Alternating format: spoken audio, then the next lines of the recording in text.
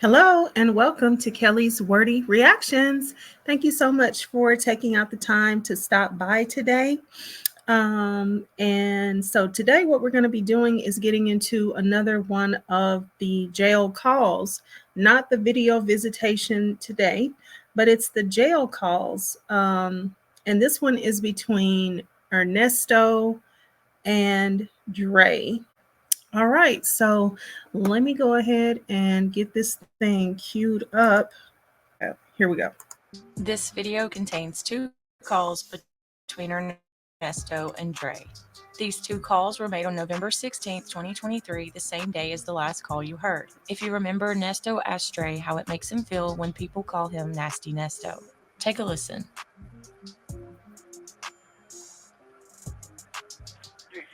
You're funny, man. You're funny.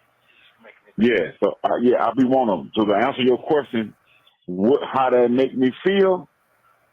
It makes me feel. What's the word I need to use? I got to make sure because I know I'm being recorded. It makes me. Here's the thing. I've been knowing you a long time. I know you, but now some of the things that I'm hearing, I don't know you. If that's true, and I be like, oh, that's messed up. And I say to myself, I'm just like a fan that's watching this too. If he did that, that's fucked up. And I'll be the first to tell you that's fucked up. And you dead ass wrong, Ernest.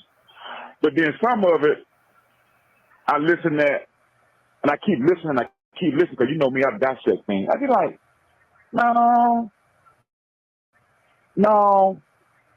kids and stuff like that. He's very respectable with kids and stuff like that. And he got daughters of his own. I don't believe that. He don't have to have no picture, or whatever, allegedly, in his phone. You know what I'm saying? He got a mouthpiece, give a gab, whether they like it or not. He can, if he got, yes, sir. Hold on, chill out. You asked the question, I got it. I mean, just keep it at 100 if I can. This man ain't got the bag for no pussy. Ain't the bag for no pussy. He never has. Never have. And he ain't never put no gun to nobody's head and made them say swipe this and do that. Now, if you talk them and what, that's different. But forcing somebody to do something, I don't know that side of you. Exactly. So that's the part that be throwing me off. Like, no, he don't have to do that. Whether you like it or not, he ain't never had no problem with no woman, period. I'm not saying there's no disrespect to Shirley. I'm not trying to put your business out there, but even before Shirley. Right. I've been only 30 years before Shirley. So that's the part that I don't get. I do want to tell that. You ain't got to do all that. And half of y'all saying what y'all wouldn't do. I'm going to go ahead and interject something right here because as he was saying this part, Dre, as he was talking, and sounds like he's trying to work through some things himself. Being in a kind of bad position, this is his friend. All sorts of people that don't even know his friend are saying all sorts of, things, unsavory things about his friend, making all sorts of judgments and things like that, based on what's been presented, though. A lot of people are not out here just judging Ernest based on nothing. We are looking at what's been presented, and we're looking at what's been presented in a criminal way. And then we're also looking at what's been presented by Ernest himself and by the way that he talks to and interacts with his wife, his mistress, a woman on the side. Okay. We'll just, for the sake of everybody being able to understand what we're talking about, he has a wife, Shirley Strawberry, And at least as far as they told the world, and as far as anybody knew before people started, looking into it and trying to find out what was going on, this is Shirley Strawberry is a woman that everybody knows to be his wife. So I'm going to say his wife. And then a woman that he had been sleeping with, that he had been growing such a tight bond with, that this woman spent weeks looking for him until she found him in the county jail and hasn't missed a day, hardly. Probably, she's missed some days because I've heard them say at this point, you didn't call me yesterday, but has rarely missed a day in talking to this man the entire time he's been there after the 5 weeks or a few weeks after she caught up with him.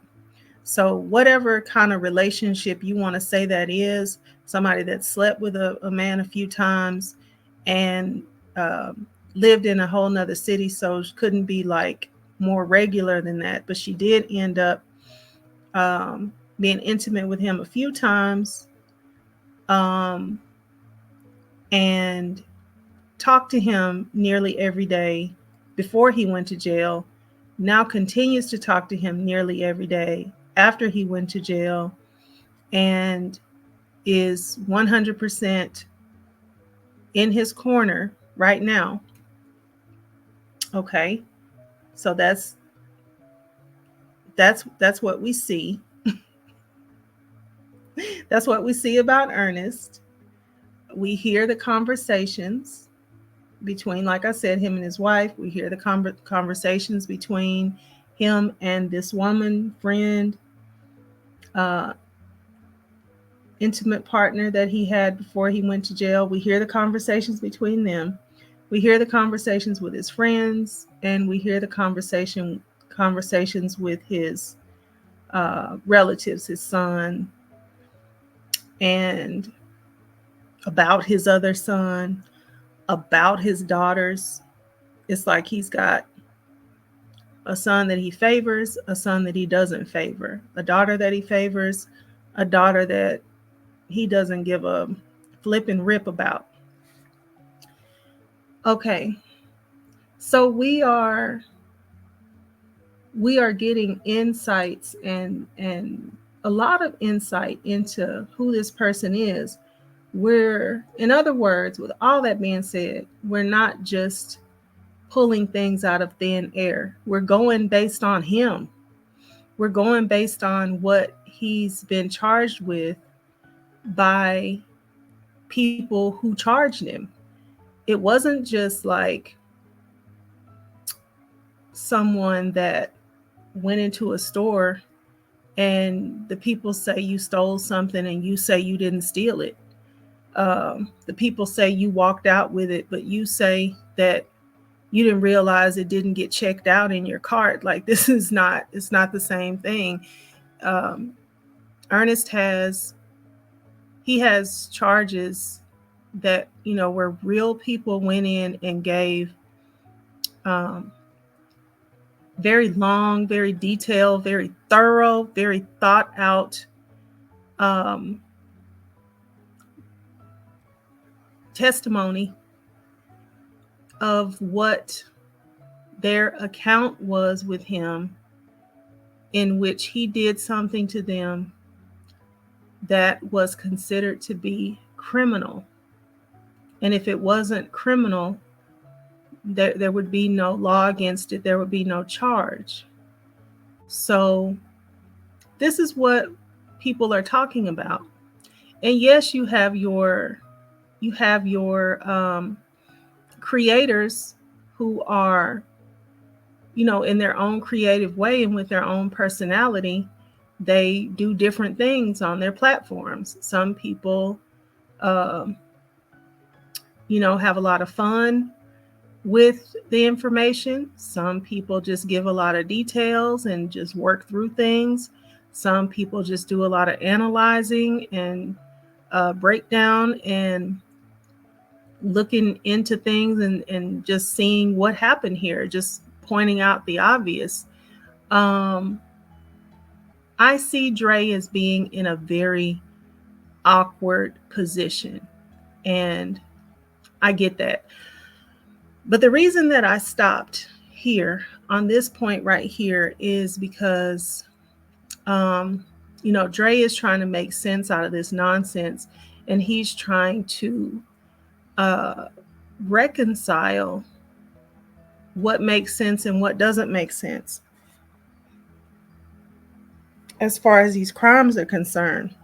Why he's doing that on this phone, I know he's a smart man. I kind of don't understand why he's doing this on this phone, because every time Ernest makes any type of a gesture, a chirp, a grunt, even something in favor of himself, it could be used against him in a court of law. So I don't really know why Dre sort of put him in this position to even be answering his line of thinking that he's going down. Except for just to say, I mean, he wants to feel some relief coming from his friend because it's weighing heavy on him. And so he wants to be relieved. He wants to feel like he's going down the correct line of thinking. And so I get that. I don't think it's wise, but I get that. And the other thing that I think is that Dre is not a criminologist. We know that Dre drives trucks. Dre is not a psychologist or a psychiatrist or, none of these things. So I think sometimes it would take someone who actually does this, who actually looks at people and crime. And I was about to say, do y'all remember that show Criminal Minds? I was a big Criminal Minds fan. I used to love to look at that show. And one thing I remember learning on that show is that, just some nice little facts, about criminals. And I remember learning that a lot of times a criminal will escalate. At some point, they'll escalate in their crimes. Do y'all remember that? They would have somebody that had done, I don't know, maybe grabbed a lady's purse, and then, it might have been a string of grabbing purses, and then at some point, it would go up to something a little bit worse than that, like maybe actually trying to grab the lady.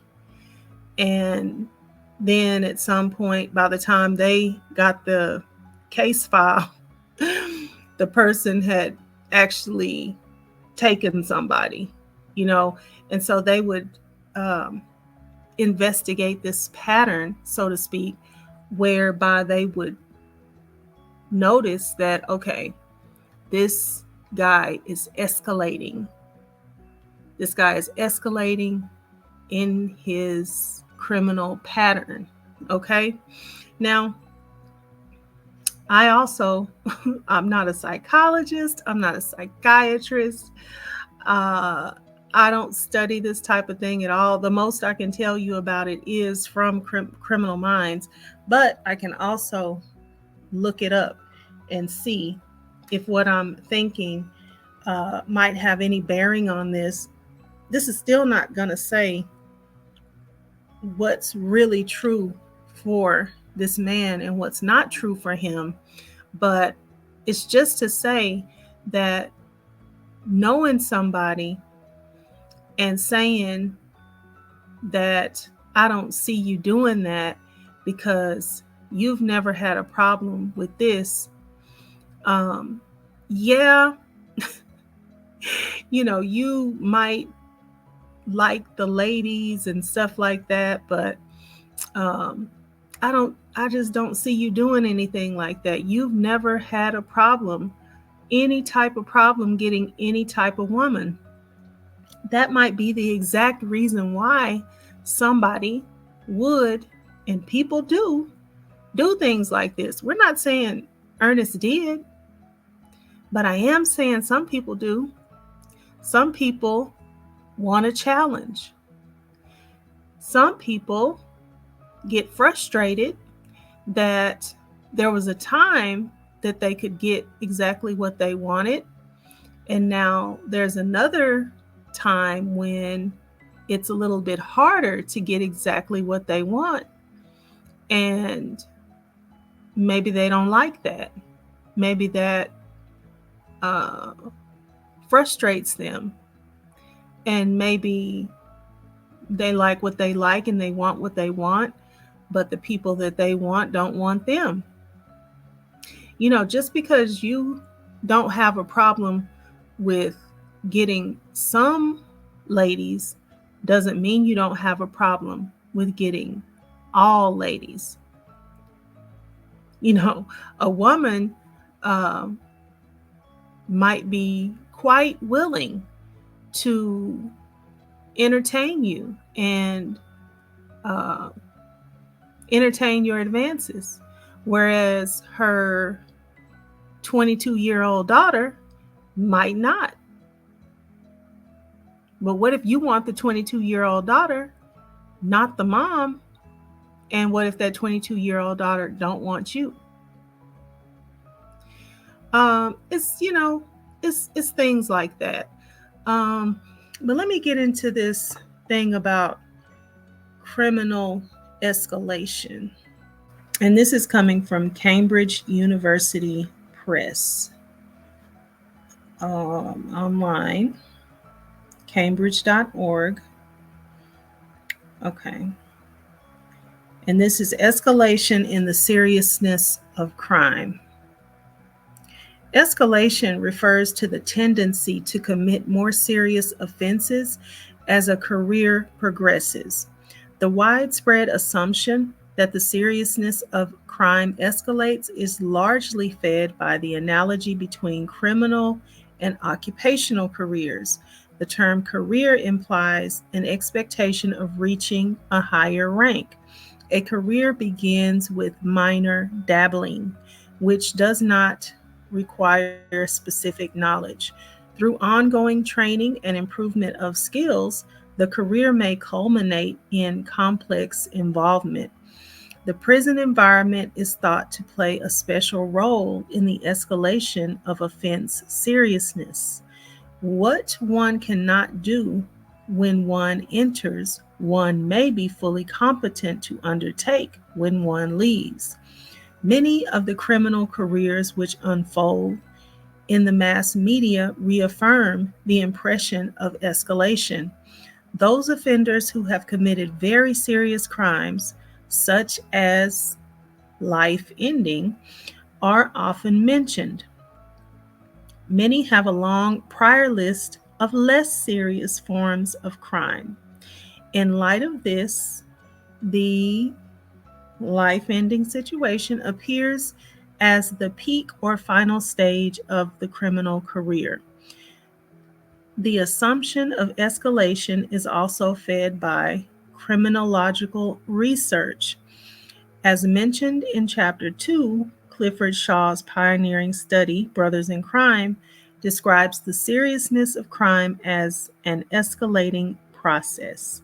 Similarly, studies of self-reported criminality among children show that early careers are dominated by simple and petty types of crime. Those children who gain the greatest experience with criminality often go on to commit more serious forms of crime.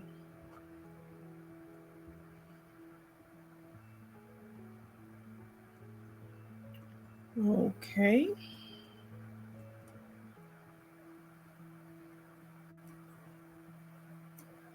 All right. So I'm going to stop there because I think I got pretty much what I came for.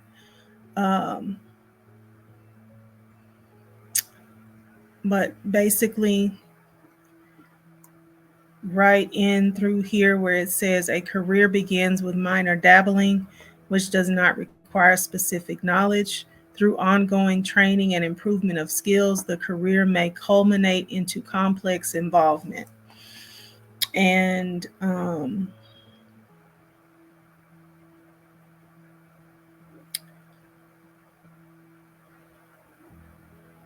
many have a long prior list of less serious forms of crime.